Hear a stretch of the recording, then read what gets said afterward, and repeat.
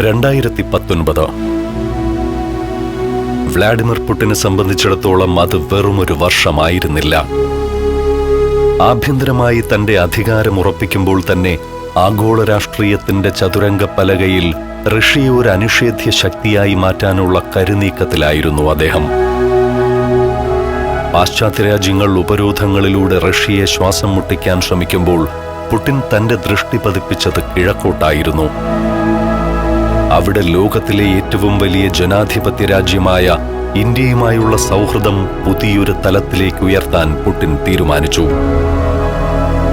പുടിനും മോദിയും തമ്മിലുള്ള ബന്ധം കേവലം രണ്ട് രാജ്യത്തലവന്മാർ തമ്മിലുള്ള സൗഹൃദമായിരുന്നില്ല. അത് രണ്ട് വൻ ശക്തികൾ തമ്മിലുള്ള തന്ത്രപരമായ ഇഴയടുപ്പമായിരുന്നു. ആ ബന്ധത്തിന്റെ ആഴം ലോകത്തെ ബോധ്യപ്പെടുത്താൻ 2019 ഏപ്രിലിൽ പ്രധാനമന്ത്രി നരേന്ദ്രമോദിക്ക് റഷ്യയുടെ പരമോന്നത സിവിലിയൻ ബഹുമതിയായ order of saint Andrew the അപ്പോസ്തൽ സമർപ്പിച്ചു. 1698 ആധുനിക റഷ്യയുടെ പിതാവായ പീറ്റർ ദി ഗ്രേറ്റ് ചക്രവർത്തി ഏർപ്പെടുത്തിയ ഈ പുരസ്കാരം റഷ്യൻ മണ്ണിലെ ഏറ്റവും ആദരണീയമായ ബഹുമതിയാണ്. വിദേശ നേതാക്കൾക്കിത് നൽകുക എന്നത് ചരിത്രത്തിൽ തന്നെ വളരെ അപൂർവമാണ്. സവിശേഷവും തന്ത്രപരവുമായ പങ്കാളിത്തം എന്ന് പുടിൻ വിശേഷിപ്പിച്ച ഇന്ത്യ റഷ്യ ബന്ധത്തിന് അദ്ദേഹം നൽകിയ ഏറ്റവും വലിയ അംഗീകാരമായിരുന്നു ഇത്. വാഷിംഗ്ടണും ലണ്ടനും റഷ്യയെ ഒറ്റപ്പെടുത്താൻ നോക്കുമ്പോൾ കോടിക്കണക്കിന് ജനങ്ങളുള്ള ഇന്ത്യ തന്റെ പ്രിയപ്പെട്ട സുഹൃത്താണെന്ന് ലോകത്തിനു മുന്നിൽ വ്ളാഡിമിർ പുടിൻ പ്രഖ്യാപിച്ചു. 2019 ജൂൺ ജപ്പാനിലെ ഒസാക്കയിൽ നടന്ന G20 ഉച്ചകോടി പുടിന്റെ രാഷ്ട്രീയ പ്രത്യയശാസ്ത്രത്തിന്റെ പ്രഖ്യാപന വേദിയായി മാറി. ആധുനിക പാശ്ചാത്യ മൂല്യങ്ങളെയും ലിബറലിസത്തെയും പരസ്യമായി പരിഹസിച്ച പുടിൻ ലിബറലിസം അതിന്റെ അന്ത്യത്തോടടുക്കുകയാണെന്ന് ലോകത്തോട് വിളിച്ചു പറഞ്ഞു. ജനാധിപത്യത്തിന്റെ പേരിൽ പടിഞ്ഞാറൻ രാജ്യങ്ങൾ ഉയർത്തുന്ന വാദങ്ങൾ ഇനി റഷ്യയിൽ ചെലവാകില്ലെന്ന വ്യക്തമായ സന്ദേശം കൂടിയായിരുന്നു അത്.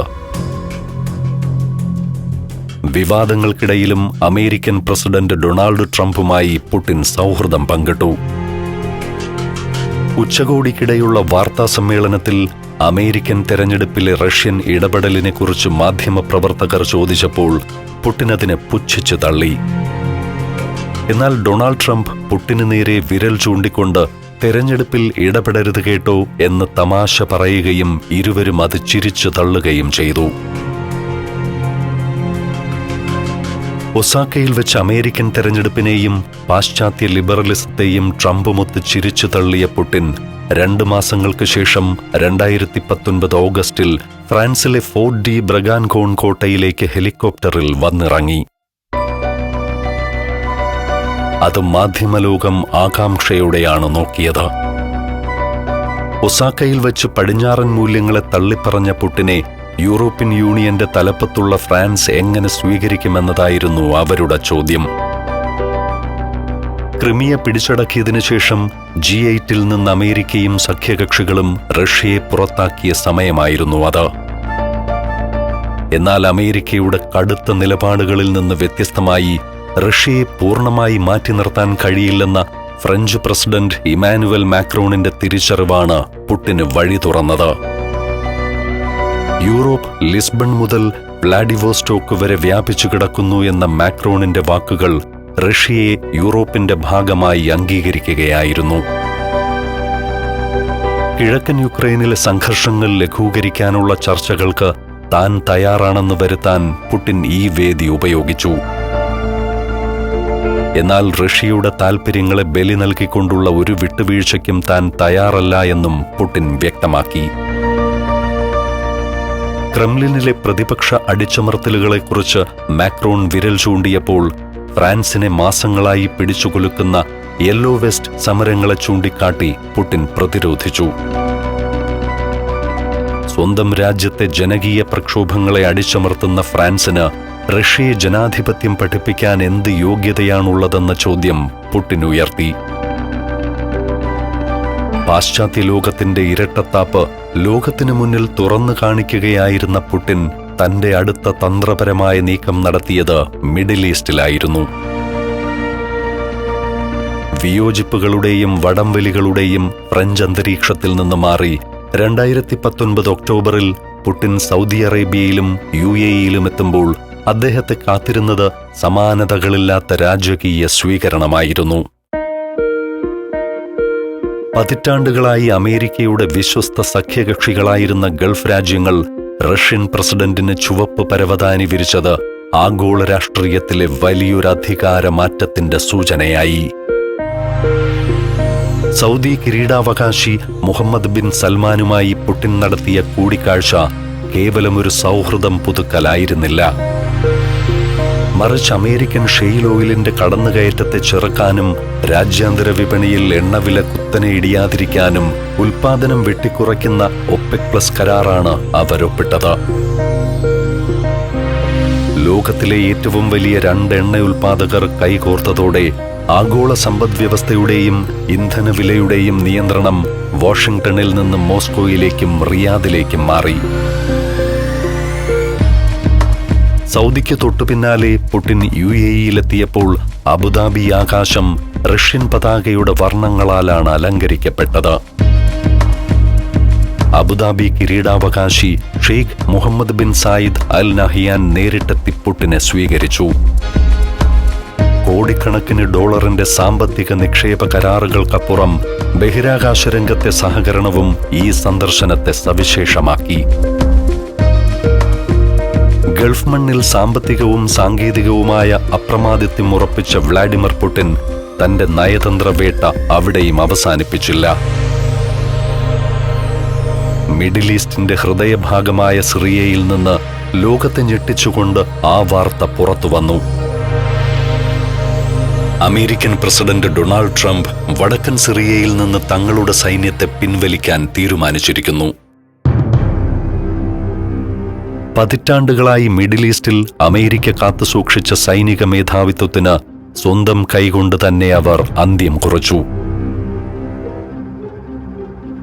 എന്നാൽ അവിടെയുണ്ടായ അധികാരശൂന്യതയിലേക്ക് പുള്ളിപ്പുലിയെപ്പോലെ പുടിൻ പാഞ്ഞുകയറി.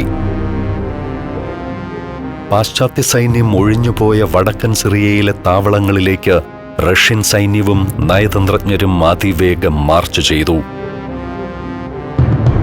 അമേരിക്കൻ സൈനികർ ഉപേക്ഷിച്ചുപോയ ബങ്കറുകളിലും താവളങ്ങളിലും റഷ്യൻ പതാകകൾ ഉയർന്നു. സിറിയൻ പ്രസിഡന്റ് ബാഷർ അൽ അസദിന്റെ ഭരണം നിലനിർത്തിയ പുടിൻ അതുവഴി മധ്യപൂർവേഷ്യയിൽ റഷ്യയുടെ ഏറ്റവും ശക്തമായ സൈനിക താവളം കെട്ടിപ്പടുത്തു. അമേരിക്ക യുദ്ധഭൂമിയിൽ നിന്ന് തോറ്റോടിയപ്പോൾ അവിടെ സമാധാന ചർച്ചകളുടെയും അധികാരത്തിന്റെയും കേന്ദ്രബിന്ദുവായി വ്ളാഡിമിർ പുടിൻ മാറി. 1 മാസം കൊണ്ട് സാമ്പത്തികമായും സൈനികമായും മിഡിൽ ഈസ്റ്റിന്റെ പുതിയ യജമാനനായി പുടിൻ മാറിക്കഴിഞ്ഞിരുന്നു. Alaska, Romania, Austria, Slovakia, Phuket 5 രാജ്യങ്ങളിൽ നിന്നുള്ള അപൂർവ സുന്ദരമായ അനേകം കാഴ്ചകൾ ഫുൾ HDയിലുള്ള ഈ അപൂർവ ദൃശ്യയാത്രാ വിവരണ ശേഖരം സ്വന്തമാക്കാൻ 99544422 എന്ന നമ്പറിലേക്ക് സഞ്ചാരം എന്ന് SMS ചെയ്യൂ. 2019 നവംബർ. ബ്രസീലിലെ ബ്രസീലിയ നഗരത്തിൽ സമ്പദ്വ്യവസ്ഥകളുടെ കൂട്ടായ്മയായ 11ാമത് ബ്രിക്സ് ഉച്ചകോടി നടക്കുകയാണ്. ലോക നേതാക്കൾ ഒത്തുകൂടിയ ആ വേദിയിൽ എല്ലാവരുടെയും കണ്ണു പതിഞ്ഞത് 2 വ്യക്തികളിലേക്കായിരുന്നു. വ്ളാഡിമിർ പുടിനിലും ഇന്ത്യൻ പ്രധാനമന്ത്രി നരേന്ദ്രമോദിയിലും. പടിഞ്ഞാറൻ ഉപരോധങ്ങളുടെ മധ്യത്തിലും ഇന്ത്യയും റഷ്യയും തമ്മിലുള്ള സൗഹൃദം വീണ്ടും ലോകത്തിനു മുന്നിൽ തെളിയിക്കപ്പെട്ട നിമിഷമായിരുന്നു അത്. അമേരിക്കയുടെ കടുത്ത ഭീഷണികളും ഉപരോധ മുന്നറിയിപ്പുകളും തള്ളിക്കളഞ്ഞുകൊണ്ട് പുടിനും മോദിയും ചർച്ചകൾ നടത്തി. റഷ്യയിൽ നിന്ന് കോടിക്കണക്കിന് ഡോളറിന്റെ S-400 വായു പ്രതിരോധ മിസൈൽ സംവിധാനം വാങ്ങാനുള്ള ഇന്ത്യയുടെ തീരുമാനത്തിനെതിരെ വാഷിംഗ്ടൺ സമ്മർദ്ദം ചെലുത്തി. എന്നാൽ അമേരിക്കയുടെ ഭീഷണികൾക്ക് മുന്നിൽ ഇന്ത്യ വഴങ്ങിയില്ല. ഇന്ത്യയുടെ പ്രതിരോധ ആവശ്യങ്ങളിൽ റഷ്യ എക്കാലത്തും ഏറ്റവും വിശ്വസ്തനായ പങ്കാളിയായിരിക്കുമെന്ന് പുടിൻ മോദിക്ക് ഉറപ്പ് നൽകി. തുടർന്ന് ആ ആയുധ കരാറുമായി മുന്നോട്ടു പോകാൻ ഇരു നേതാക്കളും തീരുമാനിച്ചു. ആ തീരുമാനം പടിഞ്ഞാറൻ ശക്തികളുടെ ഭീഷണികളെ നിഷ്പ്രഭമാക്കി. പ്രതിരോധത്തിനപ്പുറം ഇന്ത്യയുടെ ഭാവി സുരക്ഷിതമാക്കാനുള്ള ഊർജതന്ത്രവും ആ മുറിയിൽ മെനഞ്ഞു. റഷ്യയുടെ അതിശൈത്യമുള്ള ആർട്ടിക് മേഖലയിൽ നിന്നും വിദൂര കിഴക്കൻ മേഖലകളിൽ നിന്നും ഇന്ത്യയിലേക്ക് വൻതോതിൽ എണ്ണയും പ്രകൃതിവാതകവും എത്തിക്കാനുള്ള ചർച്ചകൾക്കും പുടിൻ തുടക്കമിട്ടു. അമേരിക്കൻ വിപണികളെ ആശ്രയിക്കാതെ ഇന്ത്യയുടെ ഊർജ ആവശ്യങ്ങൾക്ക് ഒരു പുതിയ പാത പുടിൻ തുറന്നുകൊടുത്തു. അവിടെയും തീർന്നില്ല ആ സൗഹൃദം. ഇന്ത്യയുടെ ആകാശ സ്വപ്നങ്ങൾക്ക് ചിറക് നൽകാനും പുടിൻ മറന്നില്ല. ഭാരതത്തിന്റെ അഭിമാനമായ ആദ്യ മനുഷ്യ ബഹിരാകാശ ദൗത്യം ഗഗൻയാൻ പദ്ധതിക്കായി തിരഞ്ഞെടുക്കപ്പെട്ട ഇന്ത്യൻ സഞ്ചാരികൾക്ക് മോസ്കോയ്ക്ക് സമീപമുള്ള യൂറി ഗഗാറിൻ കോസ്മോനറ്റ് ട്രെയിനിംഗ് സെന്ററിൽ വച്ച് അത്യാധുനിക ബഹിരാകാശ പരിശീലനം നൽകാൻ പുടിൻ പിന്തുണ നൽകി. ഒരേ സമയം പ്രതിരോധത്തിലും ഊർജത്തിലും ബഹിരാകാശ ശാസ്ത്രത്തിലും ഇന്ത്യയെ ചേർത്ത് പിടിച്ചുകൊണ്ട് പുടിൻ ലോകത്തിന് വ്യക്തമായൊരു സന്ദേശം നൽകി. പാശ്ചാത്യ രാജ്യങ്ങൾ എത്രയൊക്കെ ശ്രമിച്ചാലും ഏഷ്യയിലെ തന്റെ വിശ്വസ്തനായ സുഹൃത്തിനെ തന്നിൽ നിന്നും അകറ്റാൻ ആർക്കും കഴിയില്ലെന്ന്. 2019 അവസാന വാരങ്ങളിൽ വ്ളാഡിമിർ പുടിൻ ശ്രദ്ധ കേന്ദ്രീകരിച്ചത് റഷ്യയുടെ ആഭ്യന്തരവും സൈനികവുമായ സുരക്ഷയിലാണ്.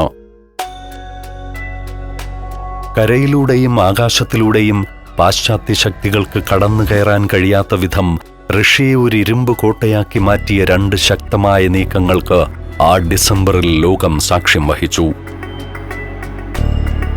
2019 ഡിസംബർ 23. നീല നിറത്തിലുള്ള ഒരു ട്രെയിനിന്റെ ഡ്രൈവിംഗ് ക്യാബിനിൽ ഇരുന്നുകൊണ്ട് വ്ളാഡിമിർ പുടിൻ ആ ചരിത്രയാത്രയ്ക്ക് തുടക്കം കുറിച്ചു. റഷ്യയിലെ തമാൻ ഉപദ്വീപിൽ നിന്നാരംഭിച്ച് കടലിനു കുറുകെ 19 കിലോമീറ്റർ നീളുന്ന പാലം കടന്ന് ട്രെയിൻ ക്രിമിയയിലെ കെർച്ച് നഗരത്തിലെത്തി. 19 കിലോമീറ്റർ നീളമുള്ള യൂറോപ്പിലെ തന്നെ ഏറ്റവും നീളമേറിയതാണ് ഈ പാലം. ഇത് കേവലം ഒരു ഗതാഗത മാർഗമായിരുന്നില്ല, മറിച്ച് ക്രിമിയ ഇനി എന്നേക്കുമായി റഷ്യയുടെ ഭാഗമാണെന്ന് ലോകത്തിനു മുന്നിൽ കാണിക്കാനുള്ള പുടിന്റെ അടയാളമായിരുന്നു. കടലിനടിയിലെ സങ്കീർണമായ ഭൂപ്രകൃതിയും കടുത്ത കാലാവസ്ഥയും അതിജീവിച്ചാണ് ഈ പാലം നിർമ്മിച്ചത്. ഈ പാലം അന്താരാഷ്ട്ര നിയമങ്ങളുടെ ലംഘനമാണെന്ന് യുക്രൈനും യൂറോപ്യൻ യൂണിയനും ആരോപിച്ചു. ഇതിന്റെ നിർമ്മാണത്തിൽ പങ്കാളികളായ കമ്പനികൾക്ക് മേൽ അമേരിക്ക കടുത്ത ഉപരോധങ്ങൾ ഏർപ്പെടുത്തി. എന്നാൽ ഈ പ്രതിഷേധങ്ങളെയെല്ലാം കാറ്റിൽ പറത്തിക്കൊണ്ടാണ് പുടിൻ പാലം ഉദ്ഘാടനം ചെയ്തത്. ട്രെയിൻ യാത്ര കഴിഞ്ഞു കൃത്യം 4-ാം ദിവസം ലോകം പുതുവർഷ ലഹരിയിലേക്ക് കടന്നു. 2019 ഡിസംബർ 27. പ്രതിരോധ മന്ത്രി സെർജി ഷോയിഗു നൽകിയ ആ സന്ദേശം അമേരിക്കയുടെ പ്രതിരോധ മന്ത്രാലയമായ പെന്റഗണിനെ ഞെട്ടിക്കുന്നതായിരുന്നു.